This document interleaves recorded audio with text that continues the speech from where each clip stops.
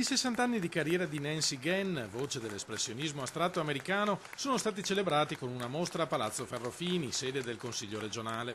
Al termine dell'esposizione, l'artista californiana ha voluto donare alla regione una delle sue opere in segno di gratitudine.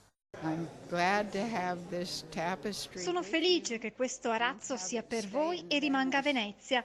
Questa mostra mi ha fatto immensamente piacere e comprendo il grande successo che ha avuto qui a Palazzo Ferrofini. Grazie. L'arazzo Jacquard Marmaris resterà esposto nel Parlamentino Veneto a simboleggiare il legame tra Venezia e la Baia di San Francisco. Con questa mostra, commenta il presidente Roberto Ciambetti, è stato gettato un ponte invisibile che si inserisce perfettamente in quella rete e in quel tessuto di relazioni che danno vita a quella che Calvino chiamava la città dell'arte, una grande città ideale in cui si fondono luoghi lontani tra loro, eppure in perfetta sintonia.